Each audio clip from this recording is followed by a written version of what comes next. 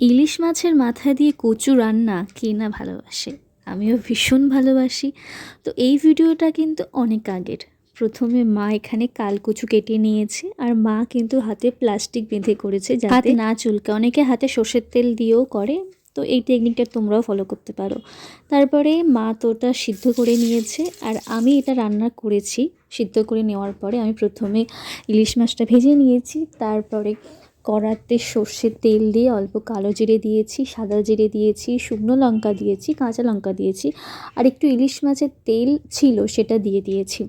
তারপরে এখানে সিদ্ধ কচুটা এখানে ঢেলে দিয়ে একটু হলুদ আর একটু লঙ্কা গুঁড়ো দিয়েছি, দিয়ে নেড়ে নেড়ে অনেকক্ষণ এটা নাড়তে হয়। নেড়ে নেড়ে আমি একটু ঢাকা দিয়ে দিয়েছি, আবার খুলেছি, আবার নাড়ছি। এভাবে নাড়তে নাড়তে অনেকক্ষণ হয়ে গেছে। তারপরে মা একটু চিনি দিয়ে দিল, আর তারপরে আমি এখানে ইলিশ মাছের মাথাটা দিয়ে দিলাম। এটা অনেকক্ষণ নাড়তে হয়, আর আমাদের যেহেতু উনুনে হয়, আর এর টেস্টটা আরও সুন্দর হয়। তারপরে আমি জিরে বাটাটা দিয়ে দিলাম। তারপর মা শেষে একটু গরম মশলা দিয়ে দিল। আর মা কিন্তু আমার পাশেই ছিল। মা একটু বলে বলে দিচ্ছিল, যেহেতু আমি এটা প্রথমবার রান্না করেছি। আর মা প্রায়ই ছোলা কচু দিয়ে নারকেল দিয়ে করে, আর এইভাবে ইলিশ মাছের মাথা দিয়ে অনেক দিন পর হলো। এবং যেহেতু প্রথমবার করেছি, অনেকটা ধৈর্য ধরে অনেকটা সময় ধরে করেছি। আর মা এখানে নামিয়ে নিচ্ছে। সবাই খেয়ে বলেছে খুব ভালো হয়েছে।